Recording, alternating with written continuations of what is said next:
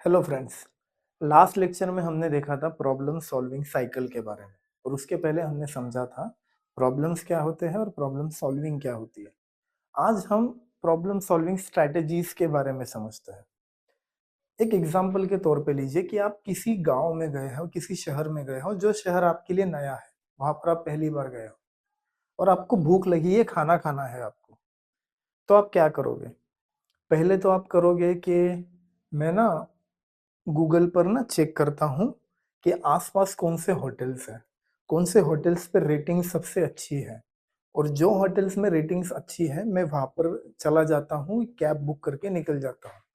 तो ये जो है, इसे हम कहते हैं सिस्टमेटिक वे।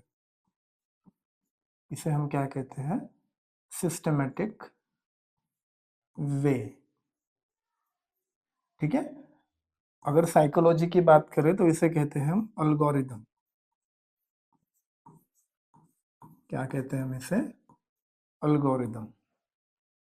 लेकिन दूसरा ऑप्शन भी है हमारे पास।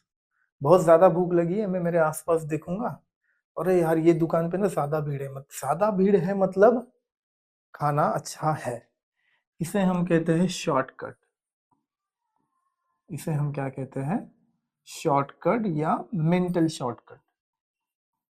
क्या कहते हैं? शॉर्टकट या मेंटल शॉर्टकट। और अगर साइकोलॉजी की बात करें तो इसे हम कहते हैं ह्यूरिस्टिक।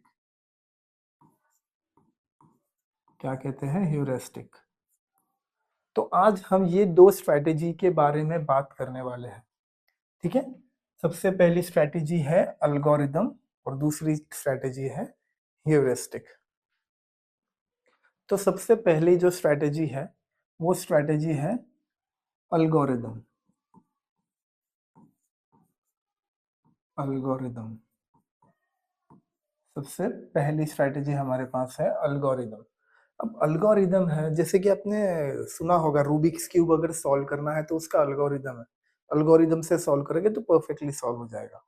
इसका मतलब क्या है कि जब भी आप कोई चीज अल्गोरिदम के हिसाब से सॉल्व करते हो तो आपको 100% सॉल्यूशन मिलता ही मिलता है। आपको 100% सॉल्यूशन मिलता ही है, चाहे वो कितना भी डिफिकल्ट हो। आप अगर स्टेप बाय स्टेप करोगे तो आपको सॉल्यूशन मिलेगा। जैसा अगर 4+4 इंटू 2 ब्रैकेट में 4। अरे यार प्रॉब्लम बड़ा है, लेकिन फिर भी हम क्या करेंगे कि सबसे पहले ब्रैकेट सॉल्व करते हैं। 4+4 इंटू 8। फिर हम वापस से मल्टीप्लाई करेंगे 4 इंटू, तो ये हो गया आपका 32 और ये हो गया आपका 36। मतलब टाइम लगा, लेकिन हमारे पास सॉल्यूशन अवेलेबल है। हमने प्रॉब्लम को सॉल्व कर दिया। किससे सॉल्व किया? स्टेप बाय स्टेप सॉल्व किया। कैसे सॉल्व किया हमने? Step by step. और इस स्टेप बाय स्टेप सॉल्विंग को ही हम अल्गोरिदम कहते हैं। ठीक है। चाहे एमसीक्यूज हो, 4 ऑप्शंस है आपके पास, लेकिन उसमें से सिर्फ एक ही ऑप्शन करेक्ट है ना? स्टेप बाय स्टेप सॉल्व कर रहे हो। ये मैथ्स के प्रॉब्लम है, स्टेप बाय स्टेप सॉल्व करना है। ब्रिज बनाना है तो पहले ऊपर का बना दिया फिर नीचे से पिलर लगाया, ऐसा नहीं होता। स्टेप बाय स्टेप करना है। ये टाइम कंज्यूमिंग प्रोसेस है, लेकिन इसमें आपको क्या गारंटी है कि 100% सॉल्यूशन मिलने की गारंटी है। ठीक है। इसे हम कहते हैं अल्गोरिदम। सेकंड होता है हमारे पास ह्यूरिस्टिक। ह्यूरिस्टिक। ठीक है, जिसे हम मेंटल शॉर्टकट भी कहते हैं। ह्यूरिस्टिक में ना दो टाइप्स होता है। कितने टाइप्स? दो टाइप्स। सबसे पहला होता है अवेबिलिटी ह्यूरिस्टिक और सेकंड होता है रिप्रेजेंटेटिव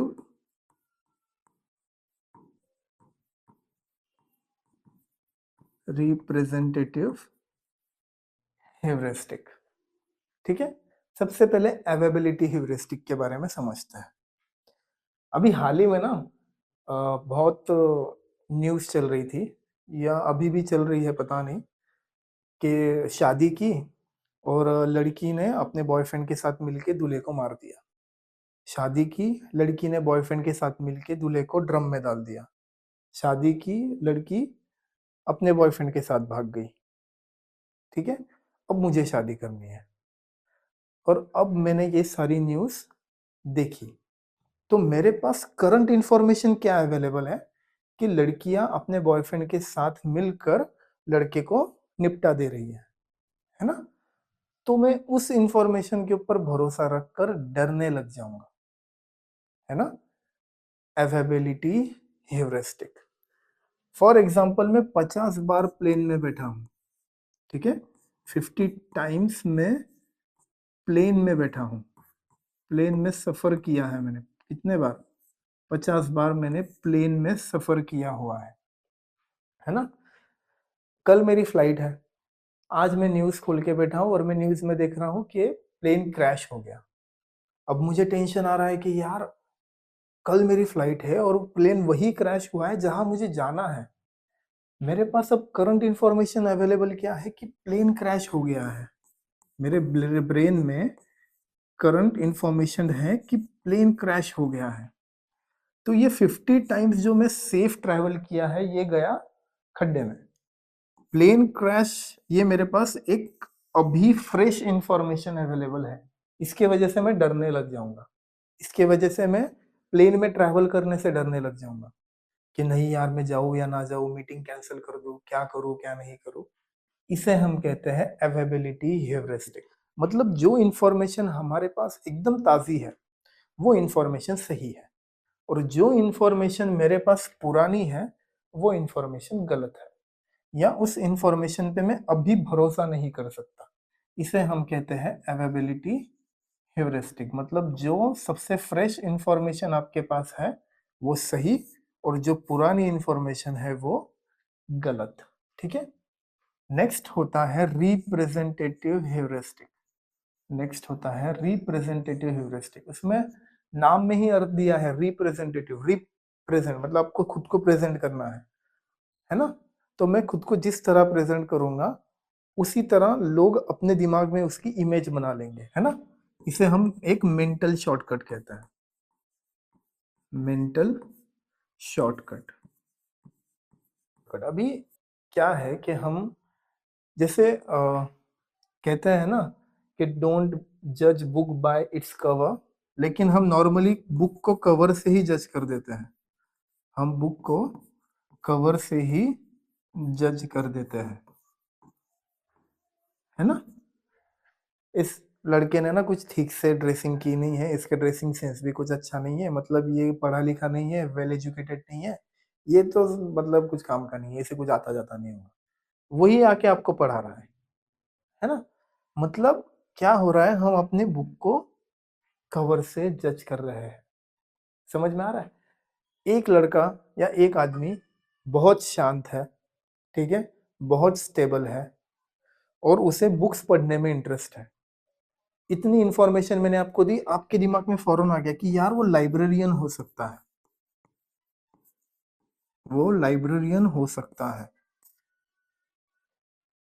लेकिन हम स्टैटिस्टिक्स को नजरअंदाज कर देते हैं। नहीं यार, वो बैंक में काम करता है। वो कहाँ काम करता है? बैंक में काम करता है ना? हमने हमारे ब्रेन में जो इंफॉर्मेशन अवेलेबल थी, शॉर्टकट यूज कर लिया, कंक्लूजन तक नहीं पहुंचे। एक साइंटिस्ट थे कहमन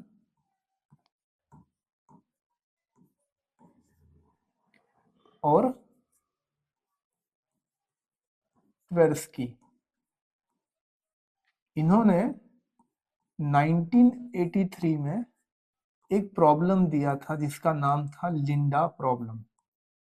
ठीक है, गलत मतलब मत निकालो, लिंडा प्रॉब्लम है वो। ठीक है, इसमें ये बताने की कोशिश की है कि जो हमारा ब्रेन है, कि जो हमारा ब्रेन है वो करता क्या है? वो रिप्रेजेंटेशन पर ज्यादा ध्यान देता है। रिप्रेजेंटेशन पर वो क्या करता है? ज्यादा ध्यान देता है और जो लॉजिक है उसके ऊपर कम ध्यान देता है। जो लॉजिक है उसके ऊपर वो क्या करता है, कम ध्यान देता है, लॉजिक के ऊपर कम ध्यान देता है। जैसे कि हम लाइफ में आजकल अब अपने आस-पास देखोगे ना तो हम यही चीज़ कर रहे हैं, मेंटल शॉर्टकट यूज़ कर रहे हैं। लड़का जो है, लड़के को गवर्नमेंट जॉब है, वेल सेटल है, प्रॉपर्टी भी है और इनकम भी अच्छी है, मतलब लड़का अच्छा है। मेंटल शॉर्टकट, लड़का अच्छा है, लड़की की शादी करवा दो, फिर शादी करने के बाद वो पीटता है अपनी बीवी को, है ना? अरे यार, हमें तो पता ही नहीं चला वो इतना बुरा इंसान है। अरे बुरा इंसान मतलब आपने मेंटल शॉर्टकट यूज़ किया। आपको लगा कि वो गवर्नमेंट जॉब कर रहा है, वेल सेटल है, पढ़ा लिखा है, प्रॉपर्टी है, इनकम है, मतलब लड़का अच्छा है ना? और एक लड़का जो वेल एजुकेटेड है, इसका एजुकेशन अच्छा हुआ है, ठीक है? जॉब भी करता है, थोड़ा इनकम कम है, लेकिन घर है खुद का वगैरह-वगैरह जो कुछ भी है। नहीं यार, इसके पास में गवर्नमेंट जॉब नहीं है, इनकम स्टेबल नहीं है, एजुकेशन को क्या करना है, पता नहीं आगे जाके अब मेरी बेटी को अच्छे से रख पाएगा, नहीं रख पाएगा, रिजेक्टेड। क्या है ये? Mental shortcut, representative heuristic. हम देख के ही पता कर लेते हैं कि ये अच्छा है या बुरा है ना? और हर बार गलती करते हैं। जैसे कि लड़कियों का होता है ना? जो टॉक्सिक दिख रहा है, उसे पकड़ लेंगे कि यार ये तो मेरे को बस बहुत प्यार कर रहा है, ये कर रहा है, वो कर रहा है।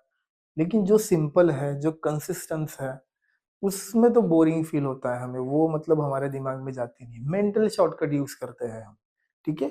जो प्रोसेस लंबी है, एल्गोरिदम लंबा है ना, इतना वक़्त कहाँ है हमारे पास। शॉर्टकट यूज़ करते हैं, शॉर्टकट में फिर ये चीज़ें कर लेते हैं, है ना? तो ये है रिप्रेजेंटेटिव ह्यूरिस्टिक। इसे हम क्या कहते हैं? रिप्रेजेंटेटिव ह्यूरिस्टिक, जहाँ पर हम मेंटल शॉर्टकट यूज़ करते हैं।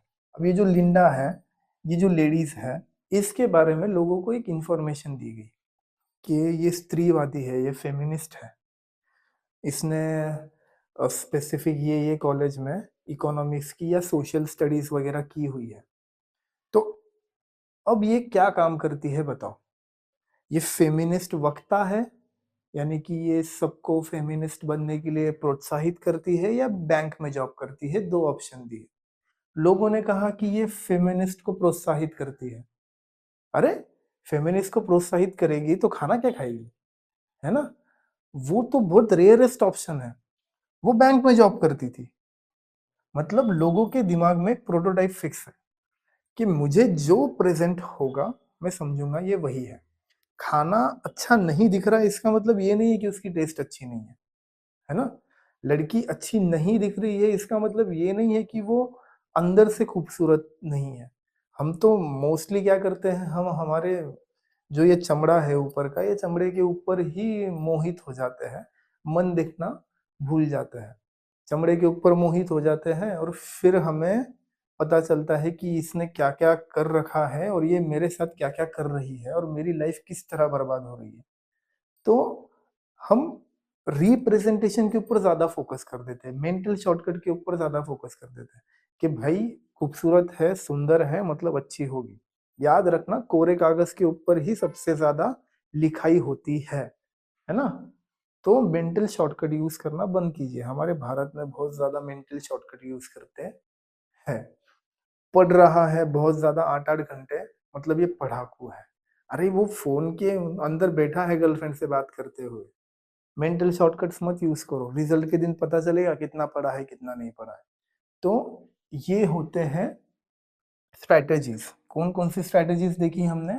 एक देखी एल्गोरिदम वाली स्ट्रैटेजी और एक ह्यूरिस्टिक। ह्यूरिस्टिक में भी 2 है, एक अवेबिलिटी और एक रिप्रेजेंटेटिव स्ट्रैटेजी।